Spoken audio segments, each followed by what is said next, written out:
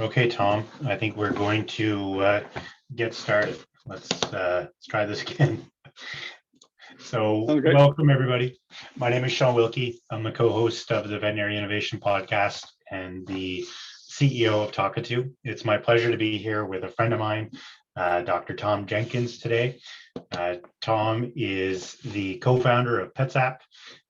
Today, we're going to have a half an hour conversation. Now that we got the Zoom all figured out and we've got streaming to YouTube happening, we're going to talk about clinic culture, what unhealthy culture looks like, why it happens in clinics, and how to cultivate a positive and engaged workplace for you and the veterinary staff.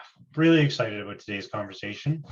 And yeah, it should be a lot of fun. So without further ado, I'd like to introduce you to Thom Jenkins, a fellow veterinarian, a tech entrepreneur, a CEO, a father, a leading telemedicine software guy, and just an all-around like awesome dude.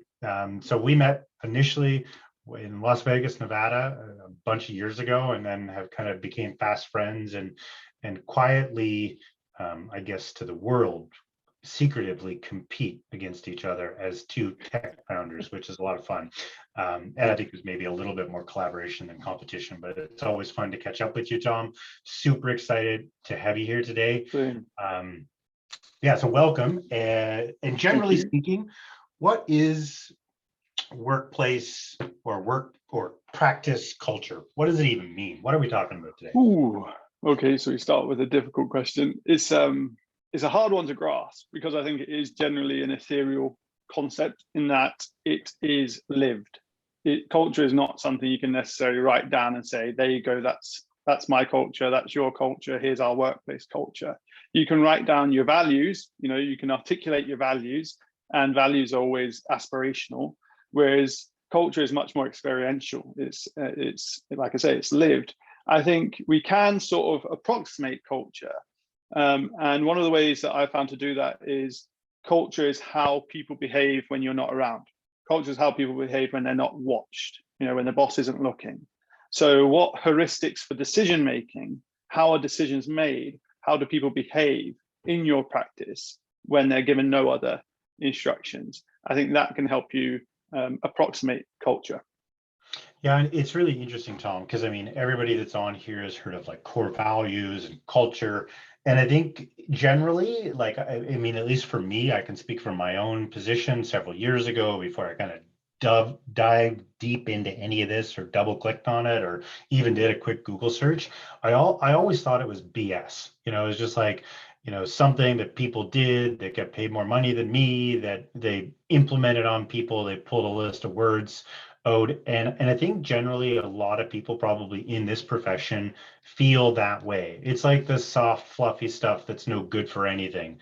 So why is it valuable? What the hell do these exercises that we go through to come up with core values to create a culture? Why would we even do that? And why would we particularly do that inside a veterinary hospital? I think the truth is, and particularly in our sector across our professions, a lot of it is BS. There's a lot that's spoken about with culture, which is just sort of virtue signaling and just said for the sake of saying it, because people feel like they should have a culture, and culture is generally perceived as a positive thing. But culture is a lot more about compromise than I think gets spoken enough about. Sometimes we talk about culture as a monolith, as in there's like this aspirational thing that would be a good culture if only we could reach it. But the truth is, good culture looks different for different people, right? For different teams. Different people have different values and prioritize different values. And so what good culture is changing all the time for you, for me, and it's different for different people. So I think too often we have this concept of, culture can help me hire people. If I say the right things about my culture, it will make me more attractive as an employer. I can be an employer of choice across these professions. But the really difficult thing about culture is if you try to appeal to everyone with your culture, you probably end up appealing to no one in particular. And that's why concepts like being employer of choice, which is tied up in our cultural conversations, are actually, I think, misleading, because you can't be everyone's first choice. So whose first choice do you want to be? People come in different packages, with different priorities. They are looking to work for you for different sets of reasons. So I think that's the important piece, is to understand there's not like one definition of what a good culture is. And if you don't have that, then you don't have a good culture. What a good culture looks like for you, for your business, and for the stakeholders in your business will be unique to you and your business. Yeah, and it's so interesting because, I had the occasion to be in a couple of different hospitals, both part of the same chain, like 3 weeks ago, a month ago, in the same state in the US, on opposite sides of the state.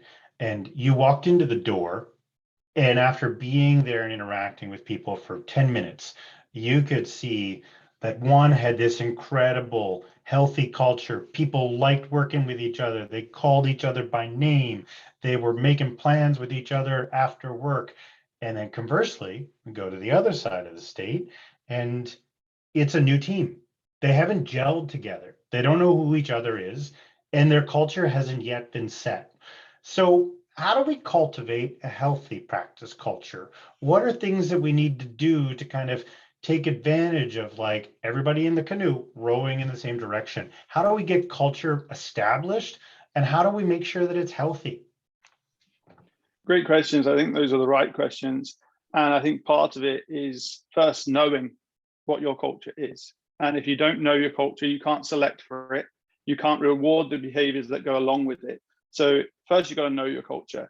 And I think a lot of people have this construct of a good culture as, a good place to work. Well, who wouldn't want to work there? It's just so wonderful. It's so magical. Who wouldn't want to work there? But if you can't answer the question, no, who wouldn't want to work here? Who would not succeed here? Who is this not the right culture for? If you can't honestly answer that question, then I would question whether you have a culture at all. And in answering that question, you can help define your culture in a way that people can self-select into, they can opt into. So that good culture starts with selecting your team. And then it carries on into, well, what behaviors do we reward here? And I think there's some really nice, quite provocative exercises you can run with your team. And you can talk about, so your team are not the only people that experience your company's culture. As you've exactly said there, Shawn, your customers experience your culture. Your patients experience your culture. The owner of the business and any shareholders they might be, they experience your culture, right? So then you can map out the stakeholders. Well, who's impacted by our culture? And then you can ask yourselves these sort of provocative questions around, like, well, when push comes to shove, who do we prioritize? Given these stakeholders, sometimes their interests aren't completely aligned. When we find this misalignment, who do we prioritize in our culture? Because we live in a world of limited resources, and that's the allocation of limited resources is the definition of strategy. And it doesn't get more strategic than your culture. So to go back to your question, Shawn, like, how do we get to this new team? How do we get them to the lived culture that we want to get them to? Well, first, let's understand what the aspiration is. So yes, first, let's define our values. How can we define the values? Well, how you set your values is also is a cultural piece too, right? Like, how collaborative is that? How democratic is that? How top down is that? You said that these two clinics were part of the same organization. Well, does that mean the two clinics have to have the same workplace culture? Maybe yes, maybe no. That's a decision that the sort of larger organization needs to make. But I think the first step comes in attempting to define at least some of the attributes of what your culture is. I can give you an example. When I ran clinics in Asia, the clinics were thousands of miles apart. I couldn't be everywhere all at once. So I needed a heuristic for decision-making to give my team for how they would make decisions when I wasn't there. And in this group of clinics in Asia, it was always put the patient first. If doing what was right for the patient upset the pet owner, that's okay. I can put that right. I can make that right. If doing what was right for the patient upset the team member, again, not ideal, but I can put that right. I can pay overtime. I can give time off in lieu. I can try and put that right. But if you don't do what's right for the patient, I've never been a good enough vet to make that right from thousands of miles away. I can't correct some of these medical errors. So it's about prioritizing the patient. When I was chief operating officer of a group of clinics in the UK, all the clinics were much closer together, and this was an established group of clinics that had a 30-year history, and the culture there was always was more about putting the pet owner first, because what they said was, it doesn't matter how highly qualified your veterinarians are, your veterinary professionals are, and they had some very talented veterinary professionals. It doesn't matter how needy the patient is. If you don't bring the pet owner along with you, neither of these things matter. The pet owner is the gateway to the patient getting what they need, right, and the team being able to exercise their talents. So they put the pet owner first. I think rightly, we are seeing a shift in the veterinary sector towards putting our team members first. And that's a lot of that is because of the hiring bottleneck that a lot of practices, not all practices, but a lot of practices are facing. And so again, there's sort of maybe a reprioritization shift in stakeholders, and they're putting the veterinary team members first. But you just have to start by understanding which one are you, what are you doing, what are your priorities. And I think that's, you know, people like you, people like me, people like the owner of the clinic, but it's not us, you know, going away and sitting down at our desk for 5 minutes and thinking about, this is the culture that I want in my clinic. And then being like, thou shall be hardworking, thou shall be positive and sunshine and unicorn and rainbows all day long, every day, because that doesn't work. So literally, you know, this idea of establishing culture is get your people together, get in a room, talk about the type of organization you want to be, pick some core values, and then go after it. Hire, fire, and reward based upon your culture. And they could be core values, it could be anything. Do you have any tools, tips, tricks, area of direction for somebody that's like, geez, we don't have our culture defined, we don't even know what core values are? Do you have anything that people can dig into to learn more, Thom? Yeah, I think you hit on something there, which is reasoning by analogy. At PetsApp, in defining our values, we would always pick an animal that we thought represented those values, right? So we've got the problem-solving crow, the candid parrot, the transparent jellyfish, because we believe in transparency, and you know, all these different things, these different analogies, and that can help your team. You can ask them, you know, if we were a superhero, which superhero would we be? If we were an animal, what animal would we be? If we were you know, a nursery rhyme or fairy tale character, which nursery rhyme or fairy tale character would we be? That can be a nice creative starting point. You can also just ask your team, what would a 1-star employee experience look like? If you were going to leave a 1-star review on Glassdoor, what would it say? What about 3 stars? What about 5 stars? What about 6 stars? What would be such a compelling employee experience, a veterinary team member experience for you, that you would write into Glassdoor.com and ask them to add an extra star just for me? How about 7 stars? And you can keep going with this to see, well, what matters? What do my people value?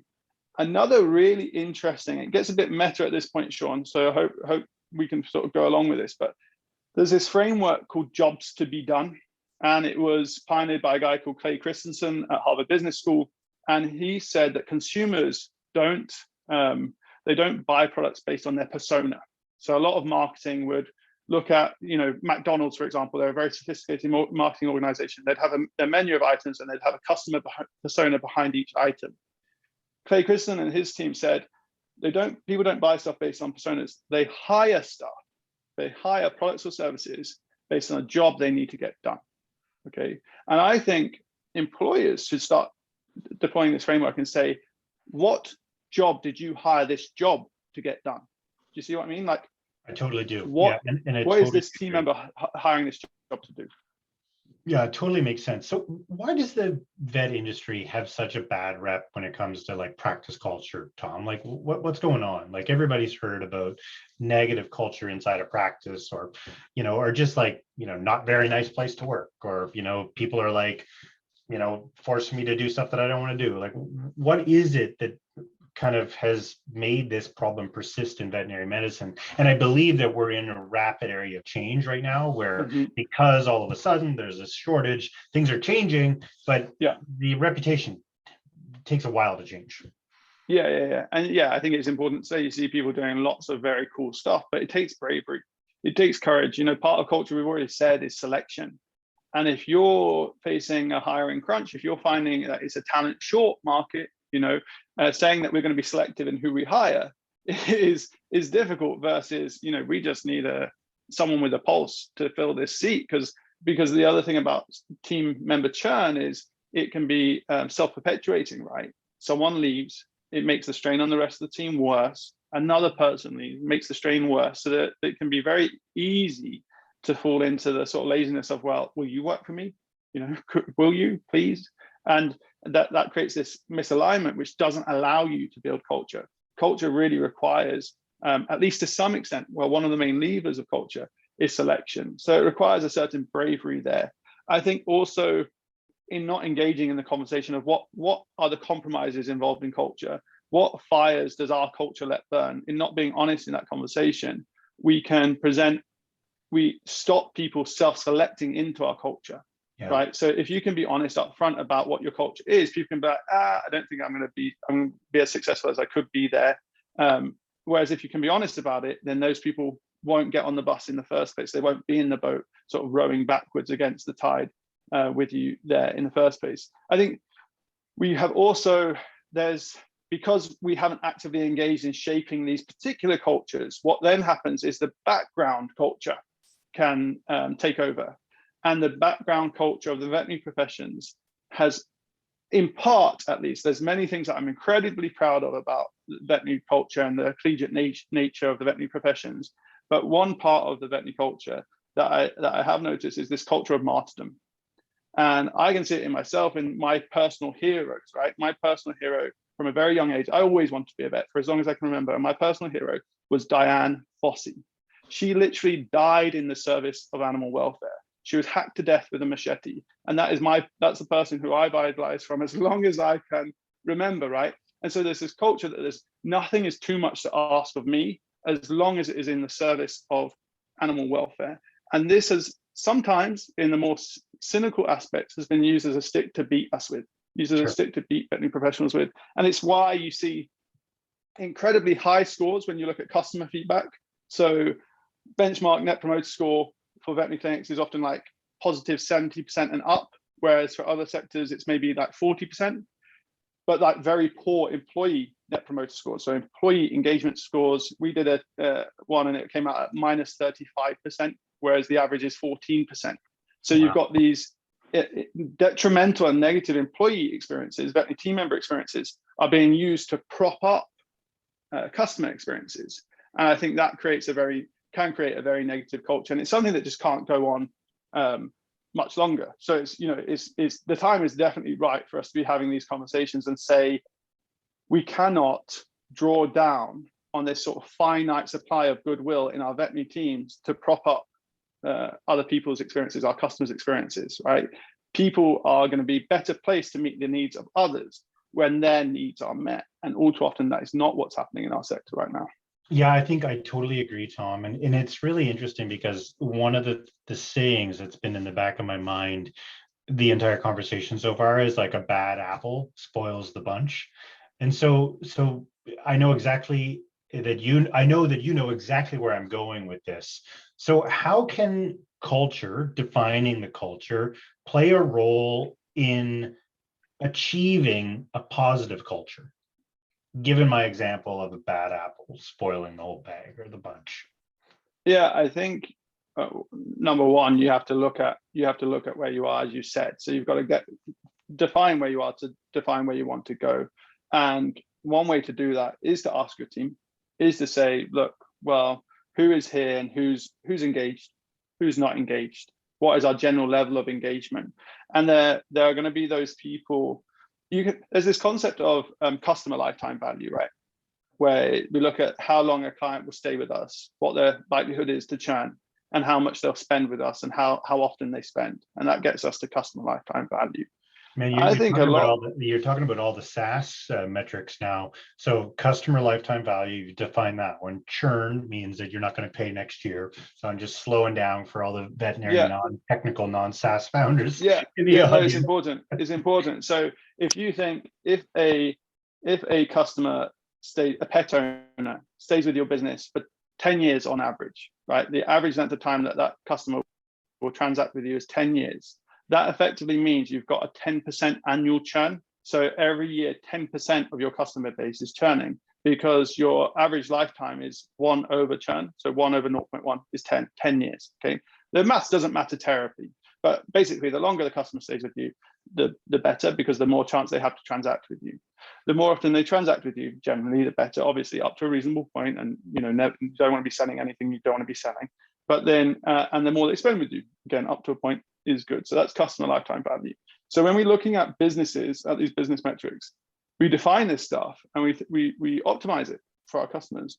But I think we should be taking many of the same tools that we use to optimize customer experiences because we've done a good job at it, right? We're talking plus 70% up net promoter scores. We're good at defining customer experiences. We should take many of those same tools and apply them to employee experiences. So what about the concept of employee lifetime value?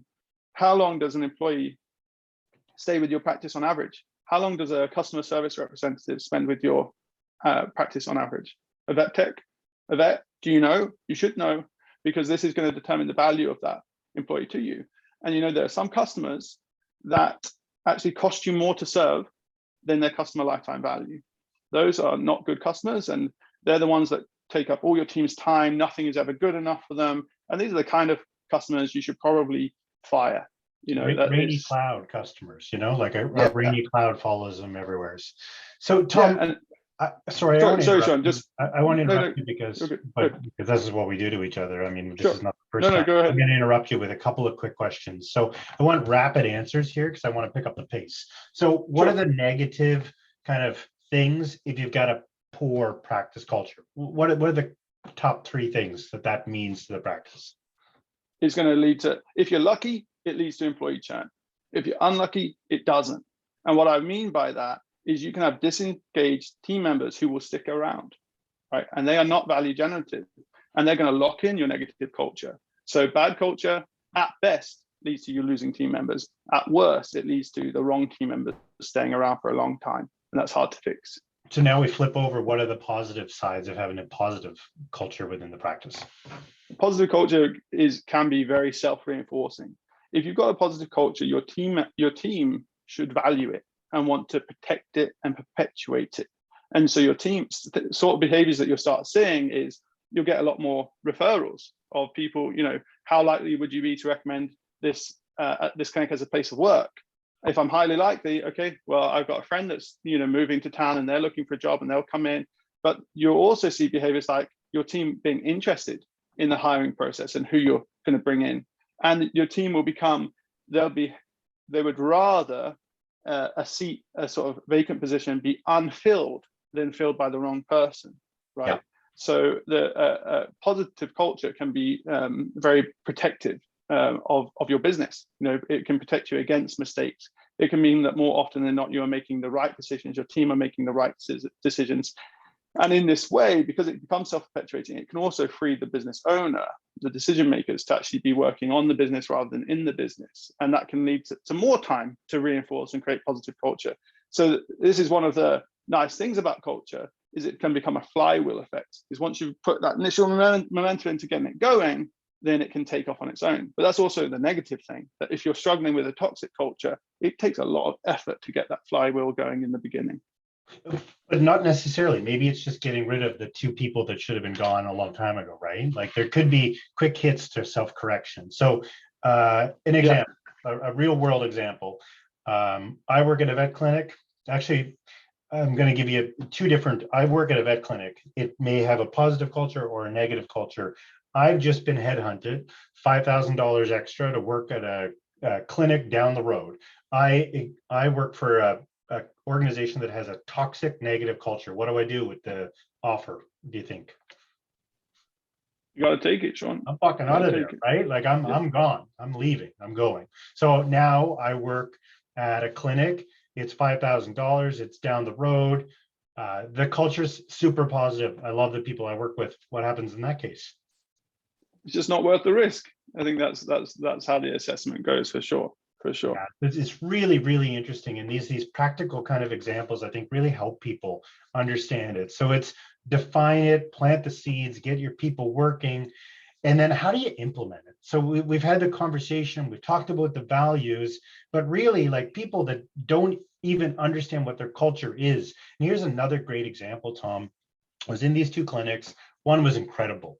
They didn't define their culture. I asked the leader, I said, what's going on here? This place seems like a fraternity where you guys all like live and your lives are intertwined, and this place is just so positive. What have you done to get your organization like this? And she said, I don't know. And I think if I had to ask the other one, what's going on here, I might have got the same answer. I asked a regional manager and I got the answer. But the interesting thing for me was, how do people, take strides in building what they want from a culture? And I know that I've asked you the same question again, but I just want to elaborate, Thom, because I know you've done it. I know that I use a framework, which is Traction, which is a business operating system that helped me do it. I don't know if you use the same one, but there's tools out here you can lean into, right? Yeah, there are. And I think that's the important thing to note, is that for some people, this is much more instinctual than others. Like, it comes more naturally to some people than others. And there'll be a lot of business people out there doing very well. And they're just shooting from the hip and it works for them. But the temptation here is to say, we're a small team. I know what's going on in my team. But I've heard all too often, a clinic owner walks in on Monday to 2 resignations out of 10. They've just hit 20% churn on day one. So for the rest of us, for those that it doesn't come so naturally, and it's not all just driven on instinct, and we don't just know exactly what to do, we do need these tools. And I always think of culture as requiring both empathy and rigor.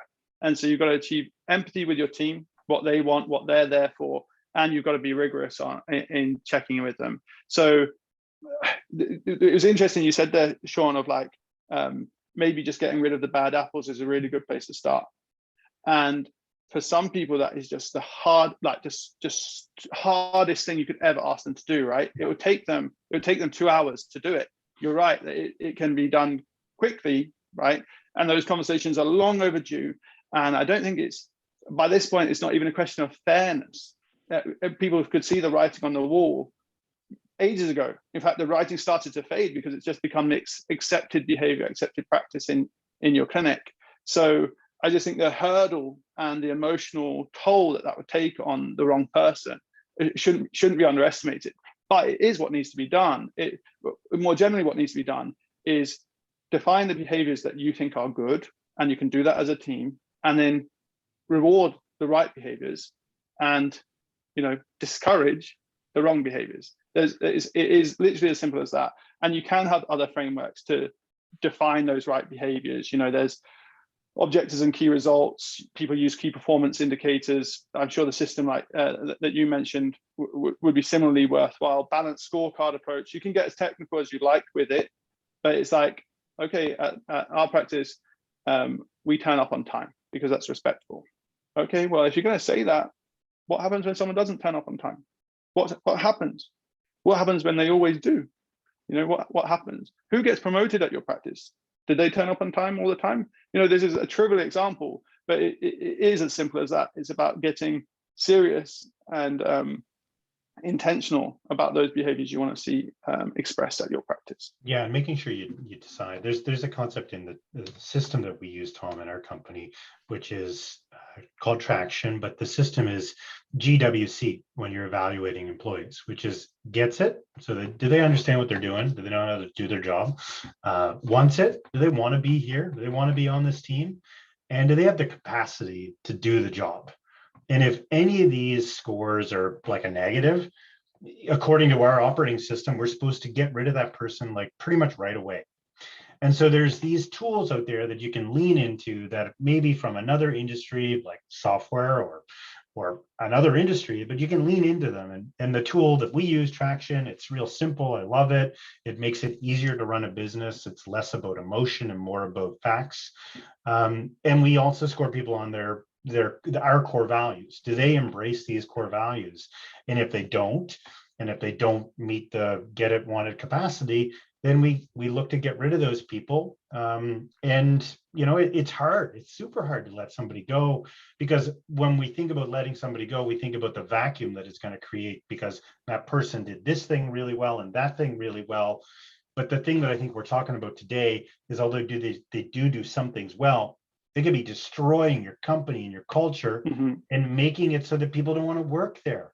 Like one person that goes against your culture can be the reason that the best people may choose to leave. Yeah, and that gets the heart of the matter. Of we can be slow to make these decisions because we know how hard it is to hire in, but by not making these decisions, you're actually causing unwanted churn in your team, which you will still have to hire to replace. And I love what you said there about gets it, wants it, and capacity to do the job. I think in veterinary medicine, we are over optimizing for capacity to do the job. That's like a minimum requirement, right? And we haven't cared too much about gets it and wants it. And I think it's such an interesting time, Thom, right now, because, you know, I'm sure a lot of people that are listening to us talk is like, oh, well, that's great, but like, how am I going to find somebody to fulfill the person?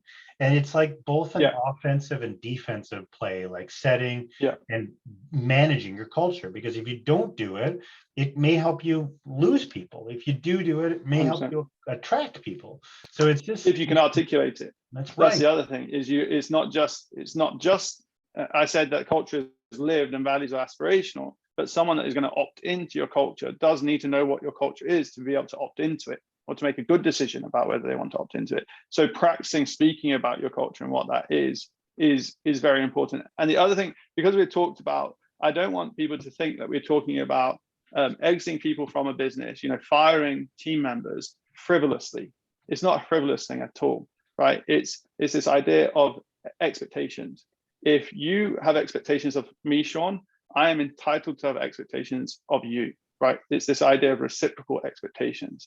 And so if we're going to say that in this cultural exchange, my team can expect something of me as a team member, as the owner, as whatever part of the stakeholder relationship I hold, then if you're expecting something of me, I can expect something of you. And culture exists when we hold each other to those expectations. We set the expectations and we hold each other to them.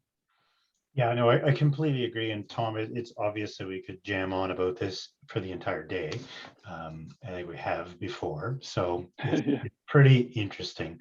So I think, you know, we've got a bunch of questions. People want some answers, and the reason they came and the reason we're here is to help them. So let's burn through some of these questions. So I'm going to anecdotally make these questions into a story. I've joined a practice. The culture sucks. How the hell do I tell my boss? What do I do? Difficult. I think it depends on the practice. It depends on the boss. It depends on the team member. I'm going to be the three-handed economist who's always saying, on the other hand, on the other hand, on the other hand. But I think if you want it to change, you have to tell them. This is from the team member's perspective. What did you hire this job to do? Why did you hire this job? Did you hire it for the offer, the hours it offers? Did you hire it for the location? Did you hire it because it has kind of fancy equipment and you'll be able to advance your skills? Okay. Now the problems with this workplace culture, if you're thinking about this entirely pragmatically and kind of selfishly, the problems with this workplace culture, do they get in the way of this job doing the job it's meant to be doing for you, right? So do they stop the flex? Do they impede the flexibility? Do they impede your advancement? If they do, and this is at a minimum, if they do, you have to speak up, because that's the only way you're going to make it the right decision. And I think a key qualifier there is, can you see a way to solve it? You know, remember that strategy is about picking your direction of compromise. And there are always going to be fires burning in any business, right? There's not a utopia out there for us. Every business has its direction of compromise. Every business has a fire burning. If you were a different stakeholder in the business, is that a fire that maybe you would let burn?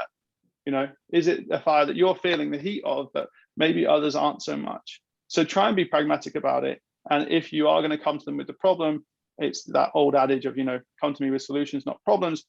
I would always rather you just, if you don't have the solution, please at least come to me with the problem, right? So I do want to hear the problem.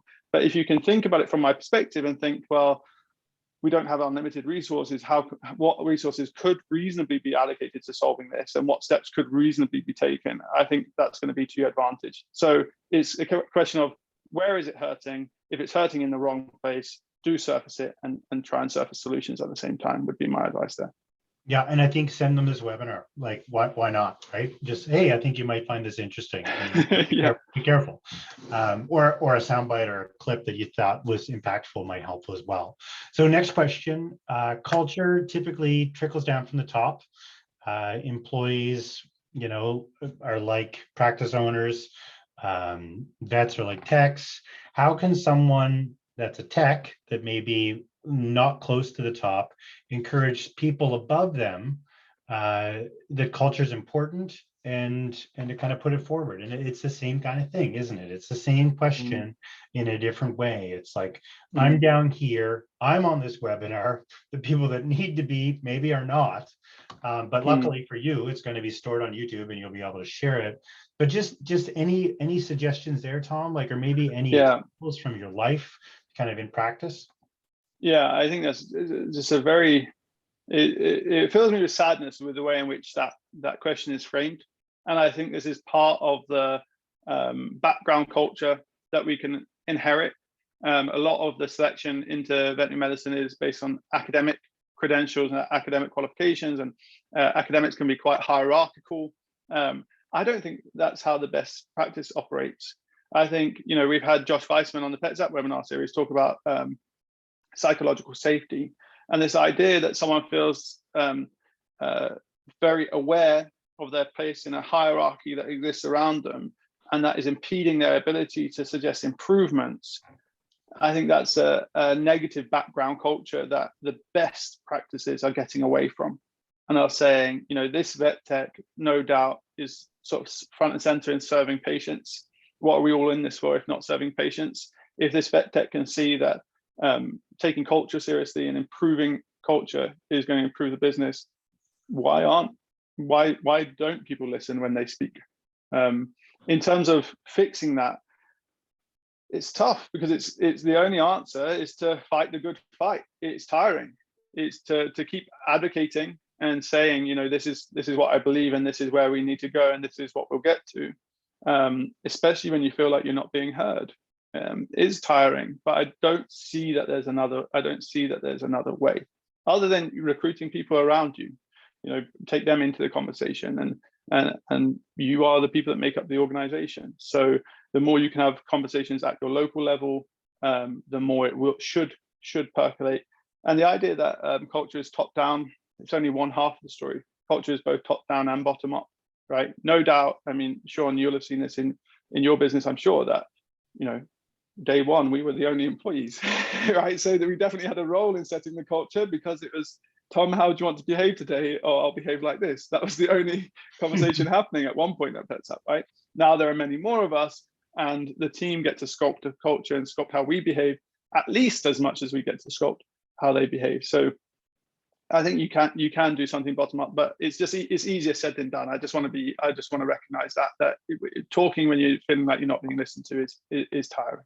So Thom, before we wrap up here, talk to me about the culture at PetsApp.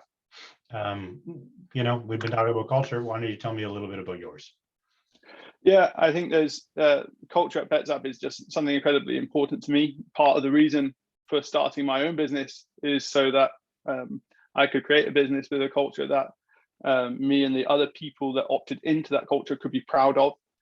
We have a culture of constructive candor, reciprocity. It's like I was saying before, if you've got an expectation of me, I can have an expectation of you. Flexibility, collective autonomy. We get to work on the things that we want to work on, but we want to work on those things that are going to most help the pack. We think of ourselves as a pack. So I think those are sort of top level features of the culture at PetsApp. And we do have a blog post dedicated to this, along the lines of who wouldn't want to work here. If you're not interested in creative problem solving, if you want to be told what to do, if you want to be micromanaged, micromanaged, I think positive framing is, if you want more supervision, then you probably don't want to work at PetsApp. But if you like solving hard problems and you want flexibility in how you solve them, then I think PetsApp is a great place for you. Well, listen, sir, it's always my pleasure to hang out with you. And audience, sorry for the bumps at the beginning of our webinar. We're going to wrap this one up. Thom, can't wait to see you again live now that you're on this side of the pond. And thanks for being here with us today. Thanks for having me. It's been a pleasure. Absolutely.